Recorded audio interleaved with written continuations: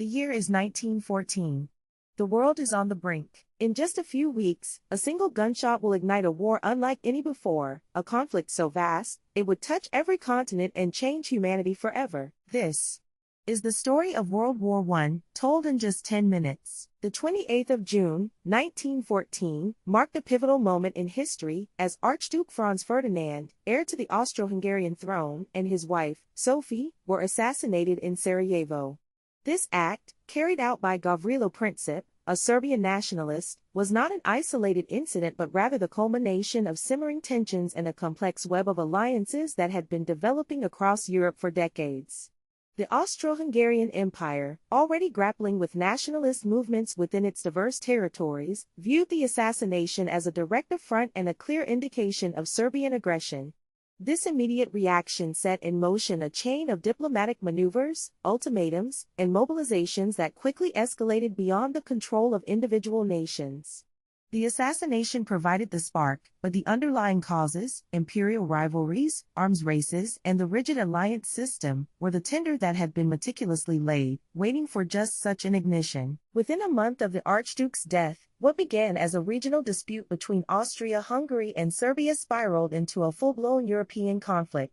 Austria-Hungary, with the strong backing of Germany, issued an ultimatum to Serbia, which was largely perceived as a pretext for war.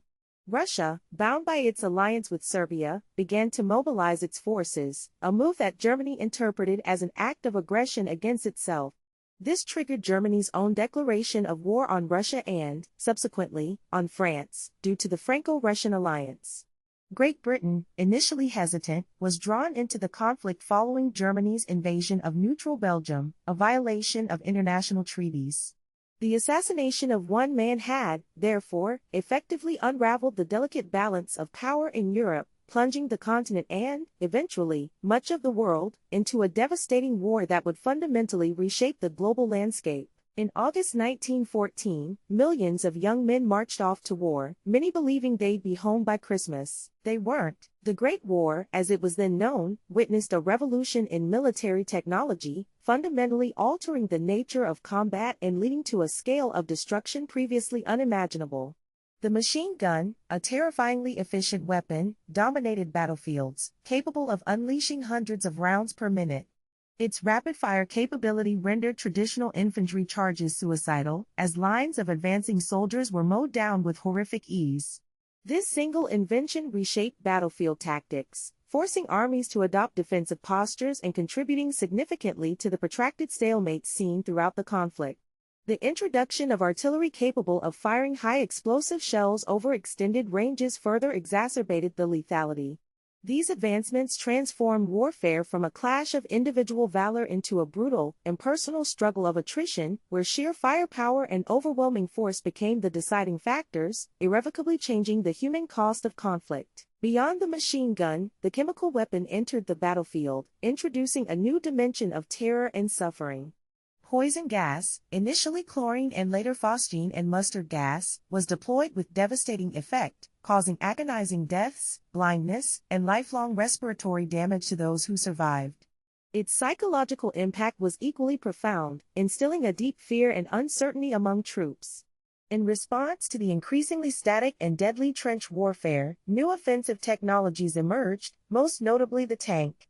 These armored vehicles, initially cumbersome and unreliable, offered a solution to breaking through entrenched lines, capable of traversing difficult terrain and shrugging off small arms fire. While their early deployment was limited, their potential was undeniable, foreshadowing the mechanized warfare that would define future conflicts. These technological leaps, though disparate in their application, collectively contributed to the unprecedented casualties of World War I, marking a stark and brutal departure from previous eras of warfare. The Western Front, a 400-mile stretch of land from the Swiss border to the North Sea, became synonymous with a new and horrifying form of combat: trench warfare. This static, fortified labyrinth of ditches, dugouts, and barbed wire quickly turned the battlefield into a brutal stalemate. Soldiers lived and fought in these cramped, muddy, and disease-ridden trenches for months, even years, at a time. The initial hopes for a quick, decisive victory evaporated as both sides dug in, creating an impassable barrier of defenses.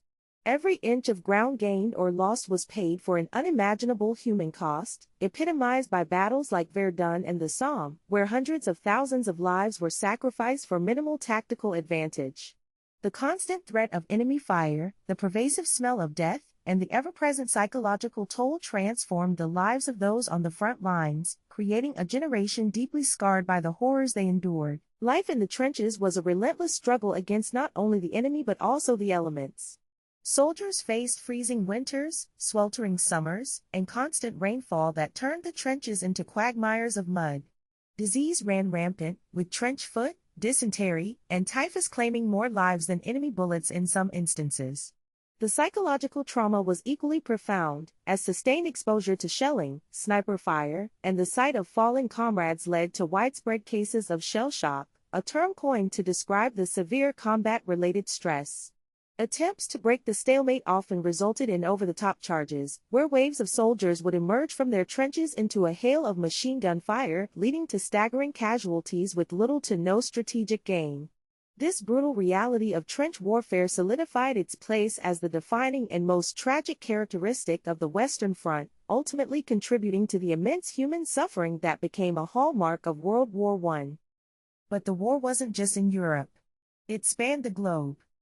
In the Middle East, Lawrence of Arabia fought alongside Arab tribes against the Ottoman Empire. In Africa and Asia, colonial troops fought for empires that ruled them. In the Pacific, Japan seized German islands. 1915 brought disaster for the Allies, the failed Gallipoli campaign, where Australian and New Zealand troops, the Anzacs, faced brutal losses on Turkish shores. The war reached the seas, too. Germany's U-boats hunted Allied ships, including the passenger liner Lusitania, whose sinking in 1915 shocked the world. By 1917, Europe was bleeding. In Russia, hardship and hunger sparked revolution. The Tsar was overthrown, and the Bolsheviks, led by Vladimir Lenin, seized power, promising peace. They signed a treaty with Germany and exited the war. That same year, a new player entered, the United States. Angered by submarine attacks and eager to make the world safe for democracy, America joined the Allies. Fresh troops, supplies, and optimism surged across the Atlantic. President Woodrow Wilson said, "The world must be made safe for democracy." By 1918, Germany was collapsing. Its people were starving, soldiers exhausted, allies crumbling. The Allies launched the 100 Days Offensive, pushing German lines back. In November, Kaiser Wilhelm II abdicated, and Germany sought peace. At 11 a.m., November 11, 1918, the guns finally fell silent. After 4 years, 16 million people were dead, soldiers and civilians alike. The war to end all wars. Didn't. Europe was shattered. Empires, Austro-Hungarian, Ottoman, Russian, German, all collapsed.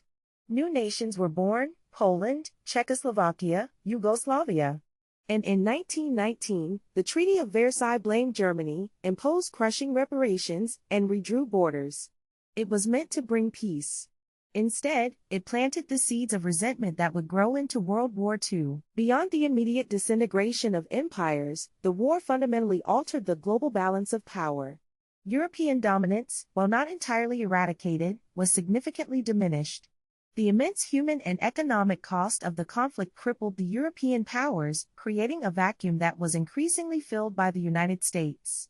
America's late entry into the war, coupled with its industrial capacity and relatively untouched infrastructure, positioned it as a rising global superpower. Furthermore, the war ignited nationalist sentiments in colonized territories around the world.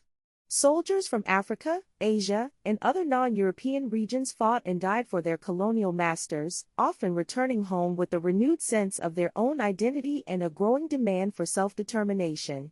This burgeoning anti-colonial sentiment would eventually lead to independence movements across the globe, fundamentally challenging the existing imperial structures and paving the way for a more multipolar world. The war, therefore, was not just a European conflict. It was a global cataclysm that set in motion a chain of events and transformations that would continue to unfold for the remainder of the century, laying the groundwork for a completely new international order and, unfortunately, setting the stage for even greater future conflicts. The Treaty of Versailles, signed on June 28, 1919, in the Hall of Mirrors at the Palace of Versailles, officially brought an end to the First World War. This monumental agreement was intended to establish lasting peace, but its severe terms imposed on Germany ultimately sowed the seeds for future conflicts. Germany was compelled to accept sole responsibility for the war, an admission known as the War Guilt Clause, which fueled deep resentment among its populace. The treaty also dictated significant territorial concessions, including the return of Alsace-Lorraine to France, the loss of its overseas colonies, and the demilitarization of the Rhineland. Furthermore, Germany's military was drastically reduced, and it was burdened with astronomical reparations payments to the Allied powers, intended to cover the costs of war damages. These punitive measures, while satisfying the desire for retribution among some Allied nations, created an environment of economic hardship and national humiliation in Germany, fostering a sense of grievance that would be exploited by extremist political movements in the years to come. These harsh conditions, particularly the crushing reparations and territorial losses, created immense economic instability and political unrest within Germany. The nascent Weimar Republic, already fragile, struggled to cope with the economic downturn and widespread public anger over the treaty. Hyperinflation and social upheaval became rampant, further eroding public trust in democratic institutions. Meanwhile, other nations were also dissatisfied with aspects of the treaty. Italy felt it had not received sufficient territorial gains promised by the Allies, and Japan's proposals for racial equality clauses were rejected, contributing to a growing sense of injustice among these powers.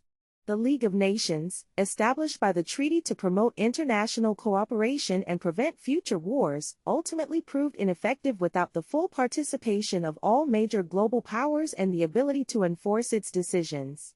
The cumulative effect of these unresolved grievances and the perceived unfairness of the Versailles settlement created fertile ground for resurgent nationalism, militarism, and ultimately, the outbreak of an even more devastating global conflict just 2 decades later. World War I reshaped humanity, politically, socially, and emotionally. It was the dawn of the modern world, and a warning about what happens when pride and power go unchecked. World War I didn't just end empires, it ended an age of innocence. This is History in 10 Minutes, where the past comes alive.